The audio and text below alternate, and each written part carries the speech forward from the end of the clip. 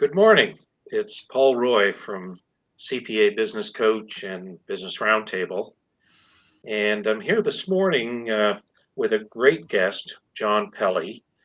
And I met John, or John and I met through Business Roundtable. And I had been approaching people of strength and good business people to become involved in Business Roundtable. John did become involved and has become an integral part of his group. And if I can, share a little bit more about what goes on with Business Roundtable, in that we're not allowed to sell Business Roundtable. This is about helping each other with their respective businesses. And any business that you get from the members comes because you've earned it and the trust that you've gained from those members. So at this time, I'd like to, John has got a very distinguished 35-year career with the banks. International banker. And so, John, if you could just share a little bit and tell me a little bit about yourself and what Colibri Financial Services does. Thanks, Paul. Good morning, everyone, or afternoon, depending on where you are. I guess the common theme throughout my 35-year banking career was that even though you're dealing with businesses, regardless of the size, you're still building relationships with people who just happen to work for or own a particular business. Most entrepreneurs that I've met feel their employees are like their family, and that creates a lot of pressure on them to provide a livelihood, ongoing employment, and benefits. Small business owners ourselves, we understand that mentality that it takes to successfully meet those needs. And we approach our client relationships with a similar mindset. The vast majority of folks find banking to be very confusing, and they need people they can trust and rely on to tell it like it is and help navigate the complexities. The best teams have people with different skill sets who work together in a collaborative manner. We are a two-person father and son team. Alex is our wordsmith, graphics, and technology guru, and I'm the numbers guy. Between us, we have most angles covered, and we work well together and feed off each other's ideas, allowing us to explore avenues otherwise untapped. So if you subscribe to the theory that working at a job for 10,000 hours makes you an expert, then we have 7 experts on our two-person team. I like that. I'll give you credit when I use it. I interrupted your train of thought there, John. Oh, no, that's fine. I'm ready to move on. So I'd just like to set the stage and throw out a few banking numbers for you. Well, you are the numbers guy, so why don't I give you the screen here and you can share a little bit on what the numbers that we're talking about there, John. Perfect. Okay, so $101,000. Any guesses, Paul, what that might represent from a banking term? Ooh, hopefully it's not somebody's debt load, average debt load, but please share. Sure. Okay. $101,000. That's the combined net profit per minute of the big 5 Canadian banks as of July this year. That's up from $82,000 per minute when I first calculated it in 2018. And again, that's net profit, not revenue. So in the length of time that this broadcast runs, the big 5 banks will have accumulated a net profit of over $2 million. So the old saying that time is money is certainly true for the banks. Wow. So here's another one for you. 2.97. Any guesses? Ooh, you've got me there. All right. 2.97. That's the average rating over 10,000 Canadian Federation of Independent Businesses. Their members gave the financial institution in a 2019 survey. And that's down from 4.5 in 2015. That's out of 10. That's the score out of 10. Yeah, exactly. It wouldn't be a bad rating if it was at a 3 or at a 5, but at a 10 is pretty low. Yes. So the reality is business people are unhappy with their banks, but they don't know or fully understand the complexities. And this slide breaks it down a little bit clearer, but fees and loan rates are certainly a big driver in those unsatisfactory ratings. Okay. And so they're unhappy. They don't know, don't understand what their options are. And so that makes it very difficult to negotiate when you don't understand something, right? Throw in that the banks make documentation a nightmare, pricing options are complex, and they only use terms that they understand rather than what a customer can understand. We call that bank speak. It's no wonder business owners are providing such low survey scores when it comes to banking. And one thing is certain, why would the banks do anything to increase these ratings when they're posting the profits that we mentioned a few minutes ago? So Colibri was formed on the premise that we can help companies of any size understand and optimize their banking and merchant services arrangements. And keep in mind, the merchant service providers are all owned by the banks. Okay. These benefits can then be used to fund other activities, whether it's to improve working capital, increase wages, add new or improved employee benefits, or increase community outreach through donations and sponsorships or scholarships. Once you have the savings, you have many options. You get to decide where to direct the funds, not simply have the money taken out of your bank account by the banks. Okay. Wow. At those scores, I mean, that's just amazing how low those scores are, John. And that, you know, whether it's they don't understand the banks or whether they don't trust them or that they're just so big and powerful. What do you think part of that? I mean, you expressed some of that, what's going on, but is it really about not understanding the structure and how it works? Well, there's more to it than that. I think people don't understand the power they have when it comes to negotiating or asking for better deals. And there's really no one silver bullet that's going to fix it or save you a lot of money. You've got to look at so many different things across the board to be able to do that. And to do that, you need to understand it. But if you look at a pricing agreement or documentation for a bank account, the number of items that they charge you for or have the ability to charge you for is crazy. I've got a 25-page document here that's just lists and lists of things that could be charged on your bank account, right? Yeah.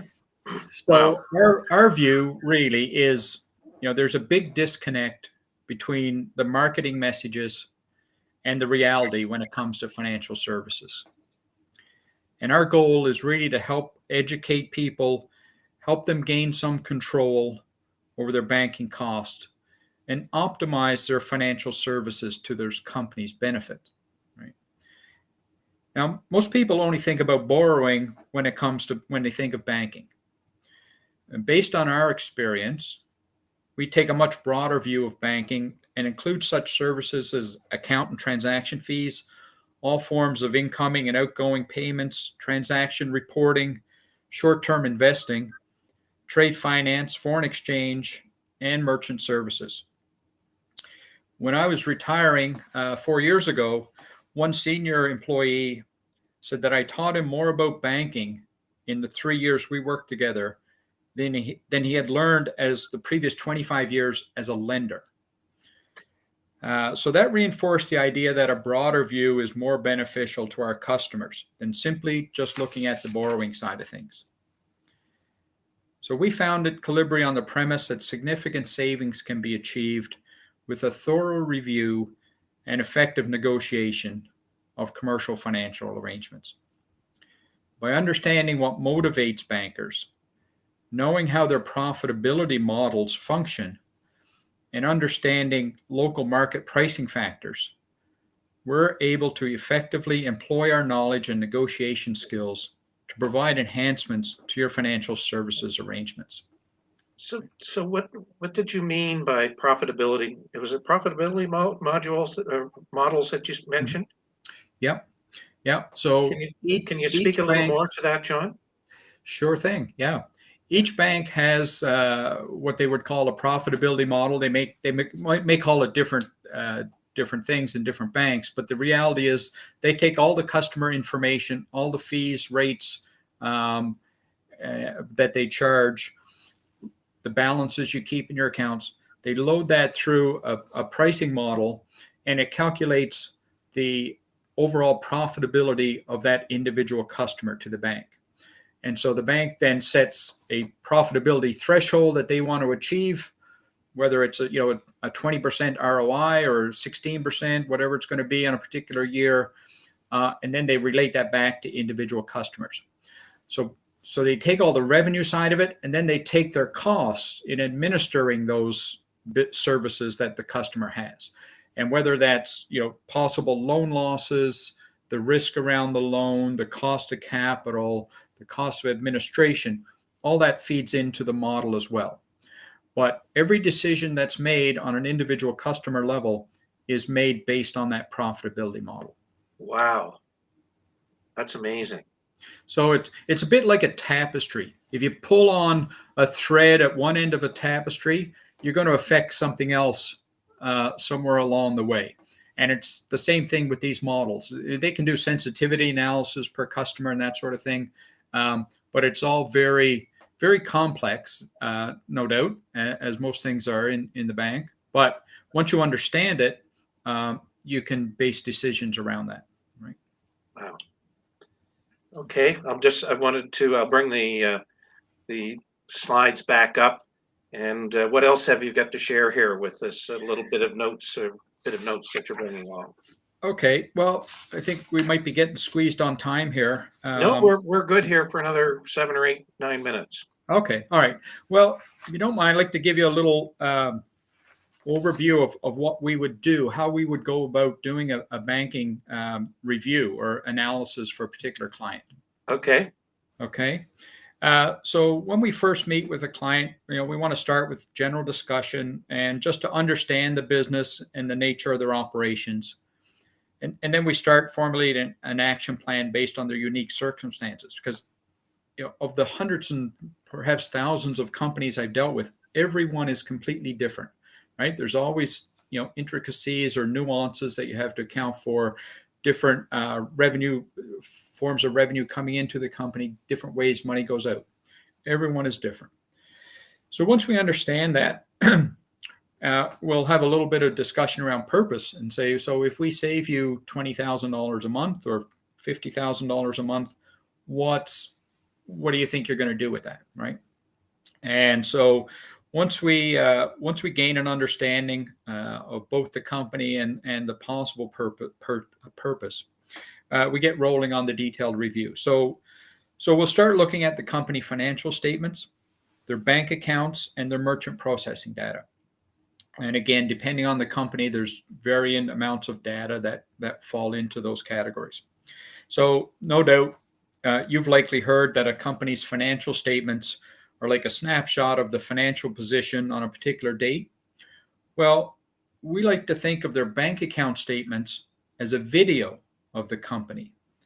And it shows us, a video of the funds moving in and out of the company's accounts on a daily basis, not on a particular date. It's a wonderful analogy.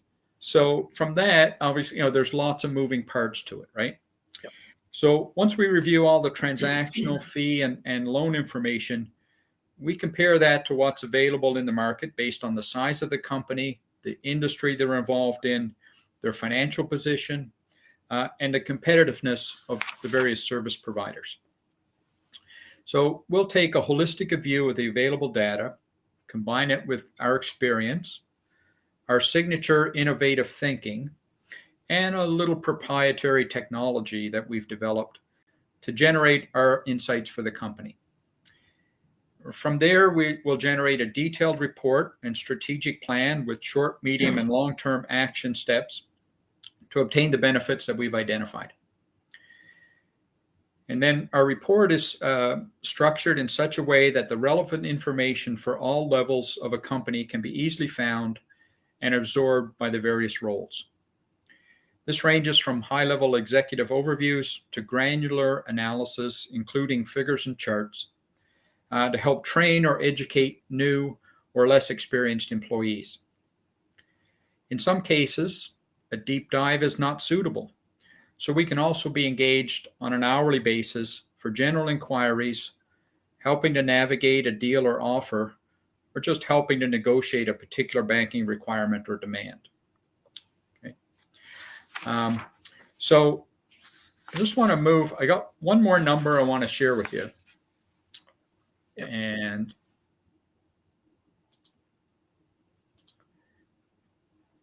here we go. So we got 37.78. So the reality is, if you start the year and you do nothing for every day of the year, you end the year at 1. You start with 1, you end with 1. 1 to the power of 365 is still 1. But if you do something small on a daily basis, say the equivalent of 0.01, and do that for 365 days, you end the year with 37.78. So that speaks to our message that there's a lot of small things that you can do to generate savings on your banking. But the reality is you have to know what rocks to look under. There's lots of revenue leakage, lots of costs that you can tweak, change, negotiate, whatever it is. You can tell from the profitability that we pointed out from the banks that there's lots of stuff being left on the table with every business on a regular basis, right? I'll just bring up the final slide here because I want to talk about that and bring up the final slide so how people can reach out to you. And then when I put the recorded version of this up on my site, I'll also be providing John's contact information if you'd like to speak with him. And I suggest that you'd be wise to do so. You spoke about those small little incremental changes, like a 0.001 comes to a power of 37. And, I have this factor that I use when I'm working with my business clients or even my CPA clients is what I call the 5-5-5. And if you change your pricing by 5%, if you change your gross profit percentage, not the gross percentage, but the change in the percent of the gross profit by 5%, and reduce your fixed cost by 5%, you can add $100,000 to $1 million business by 3 little 5s. Yep.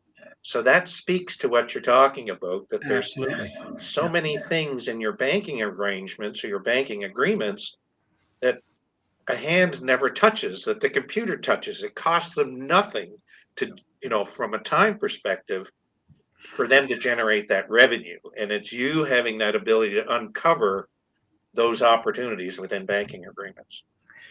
Yeah, and that's the thing is not to tap myself on the back, but the average person is not going to understand that, right?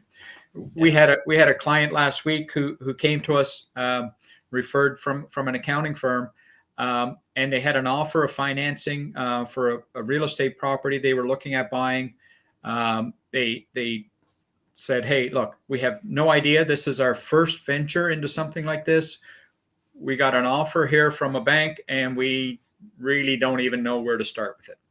So we took that and we translated it from bank speak into common terms, explained to them, what was reasonable in the offer, what areas they could negotiate a little bit on based on, again, and we were able to go out to a couple of other contacts at our banks, our bank stable, and got some other rates that could compare to what they were offered, just very quickly on an anonymous basis.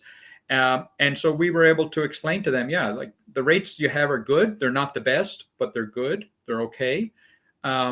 Here's 5 or 6 areas within that agreement that you could negotiate on a little bit. And here's the rationale for what you want to explain, why you want that changed. And then we even also provided what the bank would likely come back and argue with their rationale for why they wouldn't want to change it. So once you have that knowledge, you're able to sit and talk to the banker and anticipate what they're going to say, and then you can prepare for it. Right? Wonderful.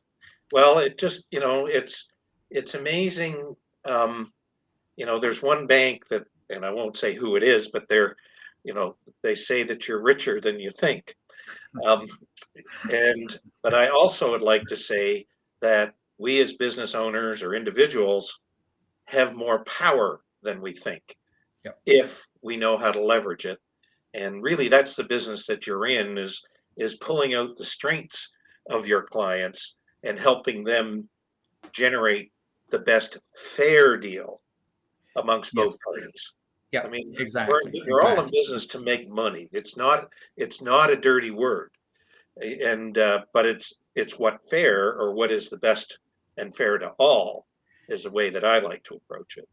Yeah, agreed. I mean, most people will understand the power of compound interest. That's been driven into everybody's head for centuries. Turn that around and think about the power of compound savings. Yeah. And when you take those dollar savings and use them to amplify other areas of your company, whether that's employee benefits or, again, sponsorships, whatever, that has a very significant compound effect. Or even the reduction of debt. Well, again, yeah, that adds up. So now you're saving that interest over a period of time, right? So it's well worth the effort. We saved one company over $20,000 a month. Another large institution, we generated over $50,000 a month for them. And so again, when you know what rocks to look under, you know where to find some interesting things. Now, those are some pretty big numbers, John, and there's going to be business owners here that go, I don't even have $50,000 a month in revenue, so if for a smaller business, when they hear that and they go, well, John might be out of my league, what is it that, that to a smaller company, and without diving too much into how you bill or whatever, but that even if they're a smaller company and below those savings that you make for your large customers, I'm going to put up your contact information, at least reach out to John and to see if there is a fit. And yes, this may seem as a bit of an infomercial for John and Colibri financial service agents, but there's been some great takeaways here and understanding that you really do have more power than you think with your bank. And it's with John's help that you'll be able to create that opportunity. So I'd like to, if you want to reach out to John, hear his information. And what I'll do when I put this event live up on my LinkedIn feed and YouTube page, I'll put John's contact information and my contact information if you would like to speak with us further. And once again, John, thank you for your time. It's been very informative, and hopefully that our listeners have come away with some great ideas on how to save their banking costs and fees. Thank you, Paul. I appreciate the opportunity to share this with your network, and I think that's a big part of it, is just knowing that we're here. We can help. That's all I can say is, and we you mentioned about yes, the numbers I threw out there for clients were big deep dive sort of analysis that we did. But we are certainly happy to work with clients on an hourly basis or a prorate, whatever it takes to help folks. We're willing to do that. And we must remember this in closing this, that the fee always isn't a cost. You know, if when there's more in savings, it's no longer a cost. It's Yeah. an investment. And At the very least, it's an investment in knowledge. that's right.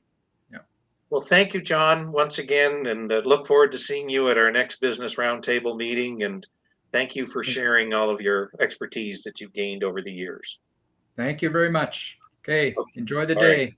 All right. Cheers. Bye.